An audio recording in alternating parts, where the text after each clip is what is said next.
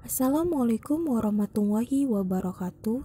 Halo teman-teman semua, perkenalkan nama saya Septi Ardianti dari jurusan Pendidikan Matematika Universitas Islam Negeri Sumatera Utara. Di sini saya akan membahas materi dari mata kuliah Algoritma Pemrograman yang berjudul Konsep Dasar Algoritma Pemrograman dan Bahasa Pemrograman. Langsung saja kita masuk ke pembahasan yang pertama, yaitu tentang algoritma. Apa sih algoritma itu? Algoritma merupakan pengambilan keputusan untuk menyelesaikan suatu permasalahan dengan urutan yang logis. Algoritma pertama kali dicetuskan oleh Abu Ja'far Muhammad ibn Musa al-Khwarizmi dalam sebuah buku yang berjudul Al-Jabar wa Al-Muqablah. Nah, selanjutnya ada beberapa pengertian algoritma yang dikemukakan oleh para ahli.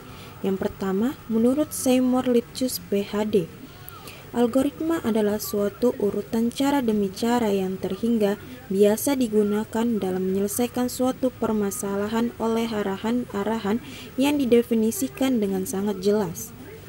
Menurut David Barton, algoritma adalah gambaran dari suatu langkah-langkah yang memperoleh suatu keberhasilan dari sebuah hasil menurut.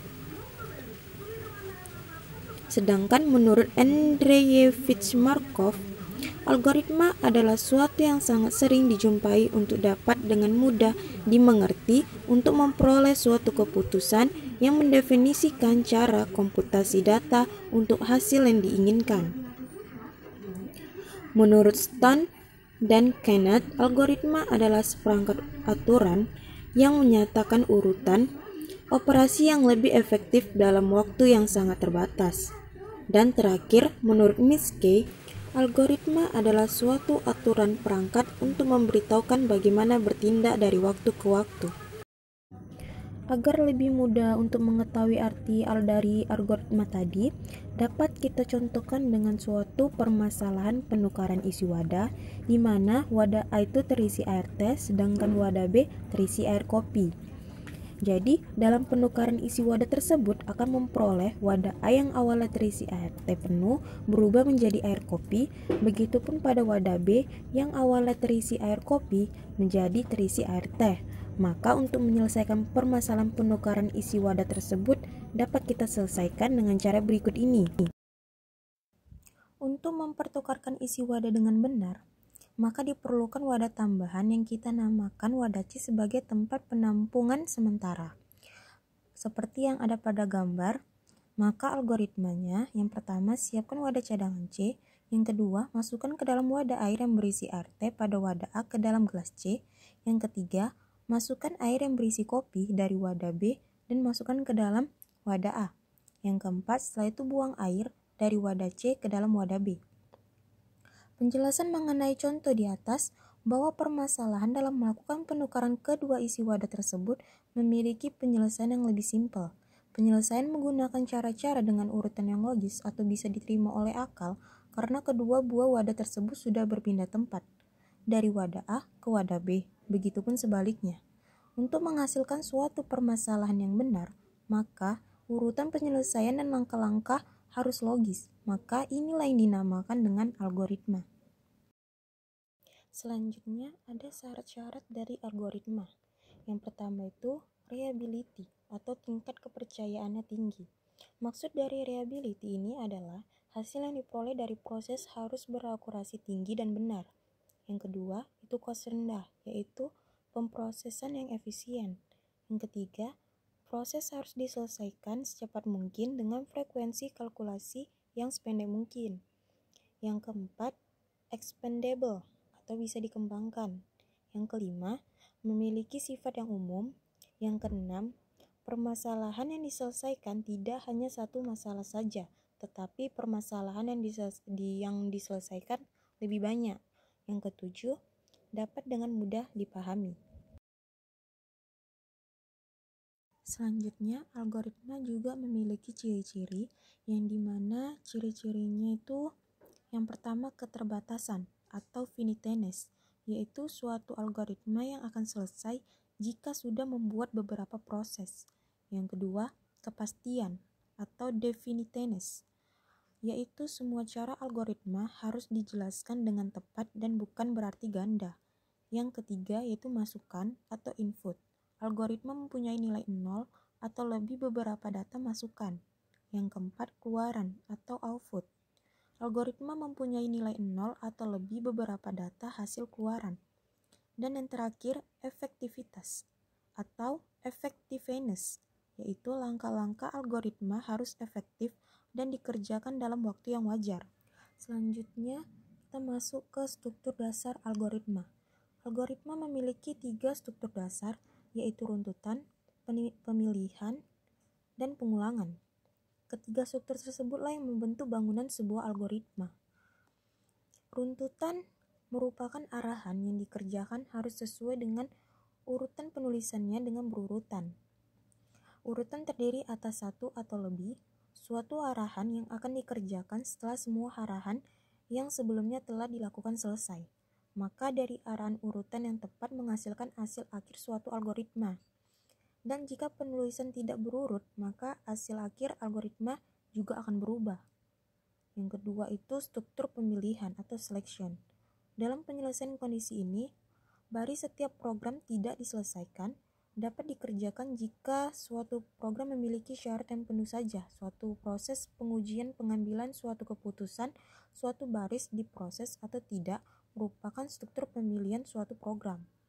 Pengujian masalah ini dibuat untuk memilih salah satu di beberapa alternatif yang ada. Kalau pengulangan, itu biasa yang disebut dengan loop dan loop body, merupakan beberapa bagian algoritma yang berulang atau aksi. Komputer tidak pernah lelah melakukan sesuatu dan itu menjadi salah satu kelebihan dari sistem komputer. Nah, selanjutnya kita masuk ke pembahasan yang kedua yaitu tentang pemrograman. Apa sih definisi dari program itu? Program adalah bahasa komputer, program adalah sekumpulan instruksi dari program komputer, dan program merupakan shortcode biasa dibuat oleh seorang programmer yaitu sekumpulan arahan-arahan atau instruksi yang tersendiri. Selanjutnya yaitu cara membuat suatu program. Yang pertama itu harus menjelaskan suatu permasalahan, di mana ada kondisi awal yaitu input yang tersedia, kondisi akhir yaitu output yang diinginkan, data lain yang tersedia, operator yang tersedia, dan syarat atau kendala yang harus dipenuhi. Untuk yang kedua, dia itu struktur cara penyelesaian dalam membuat algoritma. Nah, dalam menyelesaikan masalah, jika permasalahannya rumit, maka akan dibagi ke dalam beberapa buku. Untuk yang ketiga, yaitu menulis program. Dengan menggunakan bahasa yang mudah dipahami dan dipelajari, dan pilihlah yang mudah digunakan dan sudah dikuasai penulisannya. Yang keempat, dalam menggunakan perangkat keras dan beberapa media lainnya harus memiliki tingkat kompatibilitas yang tinggi. 5. Mencari kesalahan. Nah, mencari kesalahan ini ada dua. Yang pertama kesalahan sintaks, yaitu kesalahan dalam penulisan program. Yang kedua itu kesalahan pelaksanaan, terdiri dari semantics, akal, dan ketelitian.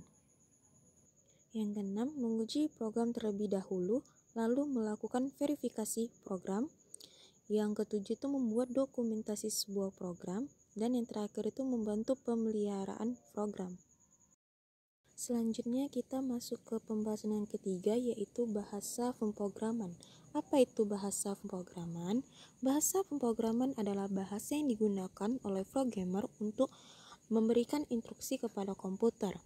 Itulah kenapa bahasa pemrograman tersusun dari sintak yang merupakan perintah komputer untuk menjalankan suatu program. Nah, perintah tersebut akan diterjemahkan menjadi logika yang dimengerti komputer. Dengan begitu, tidak heran kalau bahasa pemrograman sering disebut sebagai bahasa komputer. Hasil akhir dari penggunaan bahasa pemrograman adalah sistem operasi, aplikasi desktop, website, aplikasi mobile, bahkan berbagai perangkat teknologi yang biasa Anda operasikan sehari-hari. Maka bisa dipahami bahwa bahasa pemrograman adalah bagian dari website development. Nah, bahasa pemrograman juga memiliki fungsi di mana yang pertama itu sebagai media komunikasi antara programmer dan komputer.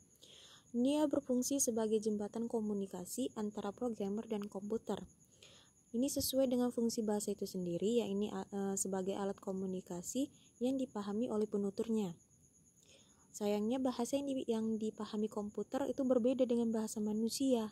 Maka untuk menerjemahkan bahasa programan ke bahasa komputer ada dua metode yang biasa digunakan.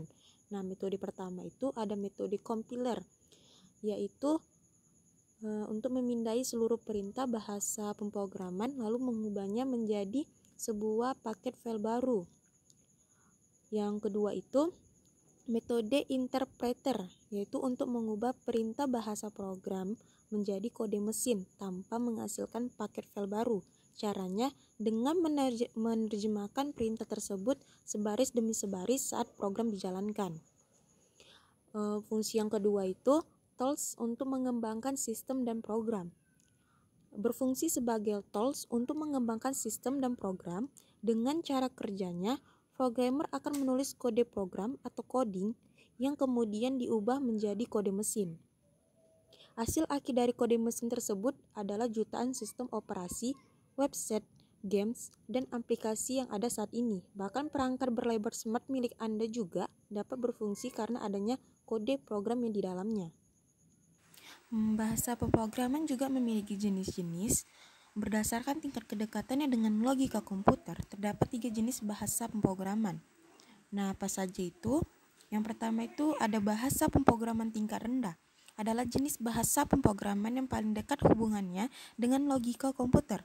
Bahasa jenis ini bisa dijalankan di komputer tanpa perlu diterjemahkan lebih dahulu dengan compiler atau interpreter.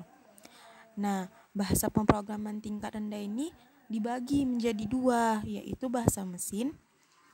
Bahasa mesin ini bahasa asli yang dipahami komputer. Bahasa ini juga dikenal sebagai kode mesin atau kode objek. Nah, yang kedua ini bahasa assembly atau bahasa rakitan. Adalah jenis bahasa pemrograman tingkat rendah untuk membangun sistem yang berhubungan langsung dengan perangkat keras. Contohnya untuk membuat sistem operasi atau driver. Nah, yang kedua itu bahasa pemrograman tingkat menengah, yaitu jenis bahasa pemrograman yang menjadi penghubung antara bahasa tingkat rendah dan bahasa tingkat tinggi. Makanya, bahasa ini sering disebut dengan pseudo language atau bahasa semu. Nah, yang ketiga itu ada bahasa pemrograman tingkat tinggi. Bahasa tingkat tinggi ini adalah jenis bahasa pemrograman dengan perintah yang menyerupai bahasa manusia. Dengan kata lain, perintah tersebut sangat mudah ditulis, dibaca, dan dikelola untuk keperluan lebih lanjut. Nah, bahasa tingkat tinggi ini dibagi menjadi dua jenis lagi. Yang pertama itu pemrograman berorientasi prosedural, yaitu jenis bahasa pemrograman yang membagi perintah program menjadi bagian-bagian yang lebih kecil. Nah, contoh dari bahasa pemrograman berorientasi prosedural ini yaitu ada Pascal, Basic, dan Fortran. Nah, yang kedua ini pemrograman berorientasi objek, yaitu jenis bahasa pemrograman yang mengelola perintah program menjadi objek-objek tertentu. Nah, masing-masing objek akan memiliki karakteristiknya tersendiri. Contoh dari bahasa pemrograman berorientasi objek ini ada Java, PHP, Python, dan Ruby. Selanjutnya kita masuk ke pembahasan yang terakhir, yaitu tentang penyajian algoritma. Nah, algoritma bisa terbebas dari bahasa pemrograman tertentu. Algoritma tidak boleh hanya diterapkan pada bahasa pemrograman jika sudah digunakan, tetapi bisa juga digunakan ke dalam bahasa pemrograman lain. Karena suatu aturan algoritma tidak harus saling terikat satu sama lain, melainkan harus saling sesuai langkah-langkahnya untuk setiap algoritmanya. Jadi algoritma pada dasarnya terbagi menjadi beberapa bagian berdasarkan kepada format penulisannya. Yang pertama itu ada deskriptif, yaitu setiap cara algoritma dijelaskan dengan sebuah kalimat atau dalam beberapa kalimat saja. Algoritma yang ditulis dalam bahasa Indonesia atau bahasa Inggris biasanya bahasa tersebut digunakan dalam kehidupan manusia sehari-hari dalam bentuk kalimat. Nah, yang kedua itu ada pseudokode. Nah, pseudokode ini adalah suatu bahasa pemrograman yang memungkinkan seorang programmer berpikir untuk memecahkan permasalahan tanpa harus memikirkan sintaks dari bahasa pemrograman. Nah, yang ketiga itu ada flowchart. Nah, flowchart ini melakukan gambaran prosedur penyelesaian masalah dengan menggunakan struktur bahasa Inggris atau bahasa Indonesia dengan menggunakan kata-kata. Langkah-langkah ini memiliki kelemahan dalam penyusunannya karena algoritma sangat didominasi dengan tata bahasa dalam pembuatannya. Itulah yang membuat orang-orang sulit memahaminya. Oleh karena itu, kemudian cara ini dikembangkan lagi untuk mempresentasikan gambar-gambar simbol yang dapat dipahami dan mudah jika digunakan dengan menggunakan cara yang menggambarkan prosedur dalam penyelesaian permasalahan. Sekian saja materi yang dapat saya sampaikan. Semoga materi ini dapat bermanfaat buat teman-teman semuanya. Wassalamualaikum warahmatullahi wabarakatuh.